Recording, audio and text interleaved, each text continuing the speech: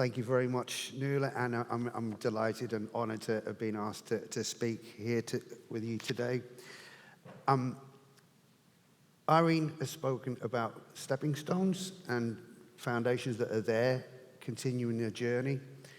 So I'm talking really from the perspective in terms of sustainable. It's if you're on a journey and you're enjoying it, why stop? So it's making sure that that journey continues, that it doesn't stop, that we continue. But just briefly, just to give you some understanding where we're coming from. So the centre was established in 1999, so kind of in the wake of the Good Friday Agreement. We're based in Armagh, in Northern Ireland. Armagh, the centre of the university, ecclesiastical capital of the island of Ireland. And we're proud to be based in Northern Ireland, because Northern Ireland is a place that does want to be outward facing, that does want to make those links, whether it's north-south or east-west, and it happens at all levels. And I want to emphasise that desire to connect, to cooperate at all levels. And we were established to support and advocate and promote improved cross-border cooperation at all those levels, focusing north-south, but also we work on an east-west dimension, and we're also founding members of a European network of institutions undertaking cross-border cooperation across the EU. So we work across those various dimensions. Now, we talked about stepping stones. DISC is another step in that journey, that shared journey. But it's really important that when you're starting that journey, you're embarking on that journey, is for you and your partners to ask just some really simple questions. And it's kind of like, if you were leaving home, would you know where you were going? Would you want to know why? Why are you leaving the house? Why are you going? How are you getting there? How are you traveling? The directions to your destination. Who you were traveling with, and whether you liked the person or persons that you're traveling with. And finally, who was driving, and whether you'd arrived. I mean, how do you know what? If you and your partners don't know what they're kind of, where are you trying to get to, how are you going to know when you've arrived? So it might sound a bit strange, but these are kind of some straightforward questions that have to be asked when you're engaging in cross-border cooperation, whether it's north-south or east-west. And we do have some experience in that here in Northern Ireland, of asking those questions of ourselves, but also making sure that those that we work with, that we're collaborating, ask those same straightforward questions as well at the beginning, so that we know where we're going and that we're happy to be traveling together. Again, thank you, Irene. You mentioned some stepping stones, but this is a journey in terms of the Irish Sea journey and that cross-border cooperation across the Irish Sea. It's a journey shared by others, a journey that others have been on, and they were just carrying on now.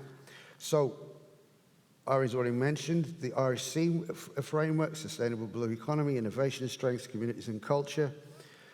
You've had 2 UK-Ireland summits now, and within that, one of the areas of cooperation, you have maritime security, green energy, technology and innovation, economic growth, culture, education, and people-to-people connections. These are areas of cooperation at that level between UK and Ireland, at the UK and Ireland Summit. We also have a British-Irish Council. Northern Ireland Executive is part of that British-Irish Council. Scottish Government, Welsh Government, Isle of Man, that bit in the middle of the Irish Sea, is also part of that British-Irish Council.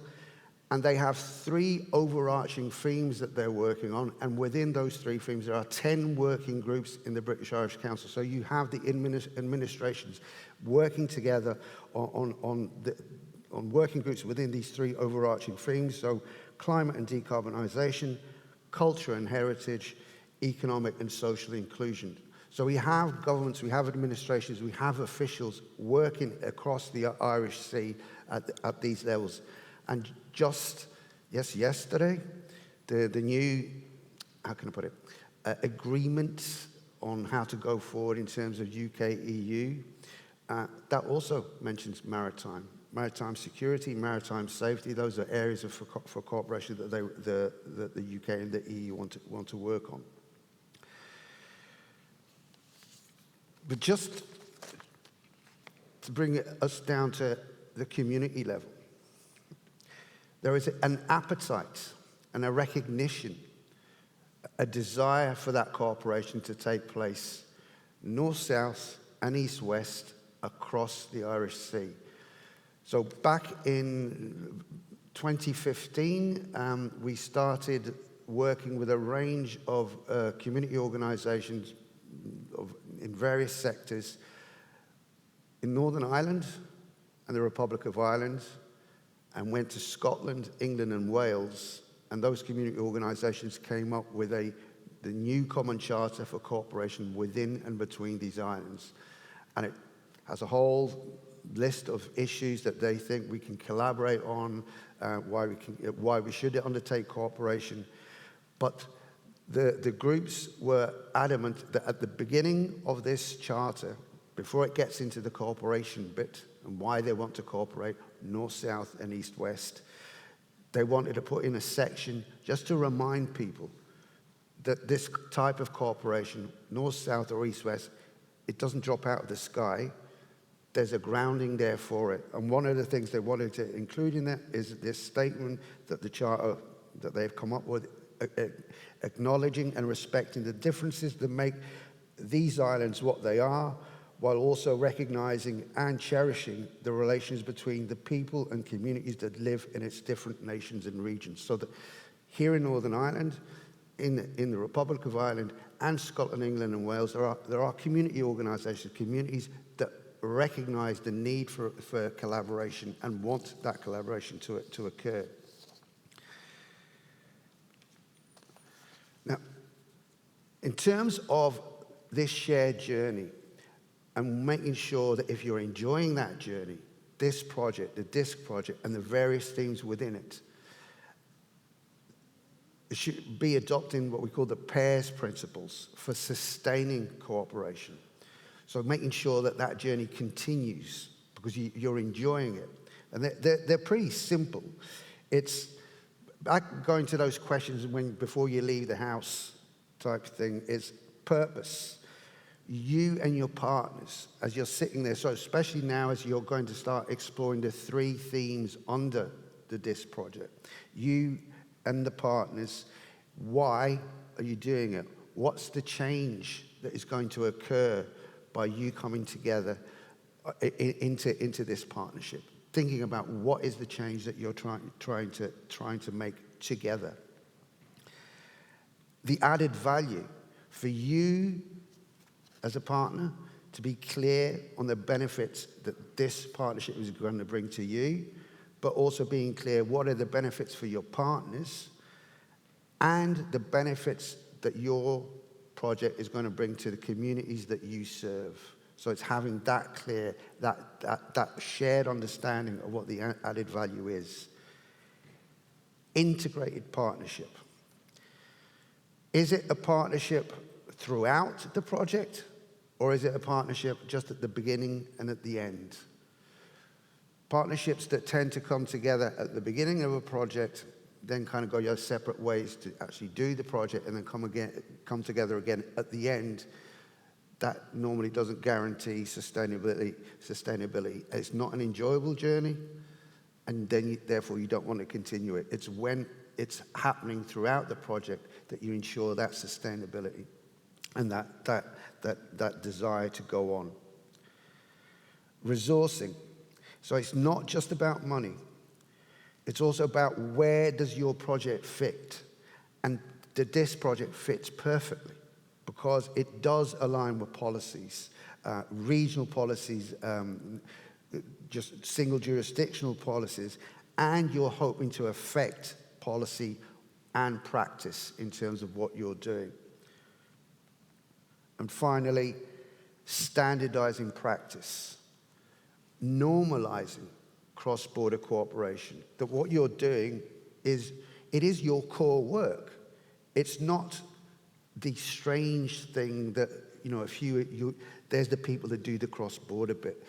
We do the important work, and then there's these ones that over there that do the cross. It's core work, what you are doing, and it should be seen as normal, just a normal way of achieving a shared goal. You're also trying to achieve impact across the Irish Sea, and this is something that we, in Northern Ireland, the experience that we have in terms of engaging in partnerships on a north-south basis, but also east-west, and yes, experience also at European level. When I say we, I don't mean the centre, I mean Northern Ireland specifically, or generally. So at the centre, one of the things that we kind of look at when we're looking at the impact of a project, and this is something you should be doing at the beginning, not the end, is thinking about what is the impact your project is trying to achieve, your partnership, your cross-border partnership is trying to achieve, thinking about those impacts, but looking at them across 4 pillars. What are the social impacts going to be, or the change that you're trying to make through your project? What are the economic impacts going to be? What are the environmental impacts going to be? But this is the bit that's normally ignored. What are the cooperation impacts? I think we've already seen, because again, Irene referring to all those stepping stones, those things that have come before. That's because by doing things together, you're establishing these networks and you're making this sustainable. But you have to think about what is happening to our partnership as we do the project. It's not all just about outputs and results. Numbers, ticking. It's also thinking about what are we doing together? How is our partnership growing? How are we strengthening our partnership? But this approach talks about the cross-border territory, looking at this in terms of the cross-border territory. This is where we're talking about Irish Sea cooperation. It's not a hole in the ground filled with water. And here is this island, it stops here. Here is this island, it stops here. And there's this hole in the middle with water in it that separates us, that divides us. The Irish Sea is part of the cross-border territory. It's not a missing piece or kind of a segment that's like there that doesn't, that's problematic. It's literally forms part of the cross-border territory that this project will be operating in, and the various themes under the DISC project. The importance of planning and implementing together to succeed. It's absolute. There are challenges. There's no doubt there are challenges when you're cooperating across jurisdictions. Just various, let's just say, misalignments in terms of policy in some places, or just regulations. There can be challenges. But by planning and implementing together, and this is the point, it's together as partners, by doing that planning and by implementing together, you can overcome any of those challenges, and you are going to maximize the opportunities arising from your partnership. So I'm going to end it there, and just to say thank you very much for the opportunity. I'm here all day if you need to speak to me. I'm very glad to. But just to wish you good luck, and we'll be following you closely. And I was actually mentioned last night. There's an opportunity, hopefully in the autumn. There'll be a delegation here from Malaysia, of Malaysian diplomats and officials, and one of the things that they're interested in finding out about is cross-maritime cooperation. And I have the DISC project as something that would be really important to kind of highlight to them what's happening. So thank you very much.